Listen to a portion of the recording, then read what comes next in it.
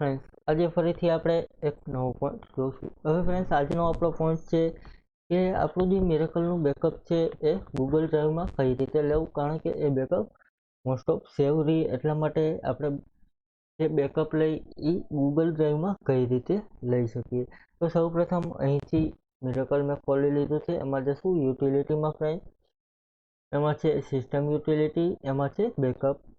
અહીં friends company લેશું. ત્યાર પછી અહીં બેકઅપની પેથ આપેલી છે, એટલે કે બેકઅપ તમારે ક્યાં લેવું છે એ આપેલું છે. ઈમેલમાં ફ્રેન્ડ્સ બેકઅપ સિલેક્ટ કરવું હોય તો તમે ઈમેલમાં બેકઅપ સિલેક્ટ કરી શકો. ત્યાર પછી ઇન્ટરનલ એટલે કે તમારા કોમ્પ્યુટરમાં જે ડ્રાઈવમાં મિરેકલ ઇન્સ્ટોલ થયું છે એમાં તમે બેકઅપ સેવ કરી શકો. અહીં આપણે લેશું જી ડ્રાઈવ, એટલે કે ગૂગલ ડ્રાઈવમાં બેકઅપ લેવાનું છે. તો આપણે અહીં લોગિન કરીશું ગૂગલ ડ્રાઈવ. અત્યારે ઇન્ટરનેટ અવેલેબલ નથી ફ્રેન્ડ્સ.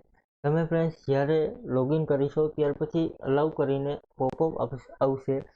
ત્યાર પછી લોગિન થઈ જશો એટલે ઓટોમેટિક જે બેકઅપ છે એ ગૂગલ ડ્રાઈવમાં સેવ થઈ જશે. ત્યાર પછી અહીં કંપનીના નેમ તમને પૂછશે કે કઈ કઈ કંપનીનું બેકઅપ લેવું છે, તો અહીંયા સિલેક્ટ કરીને ઓકે કરી દેશો ફ્રેન્ડ, એટલે તમારું બેકઅપ ગૂગલ ડ્રાઈવમાં સેવ થઈ જશે. Thank you friend.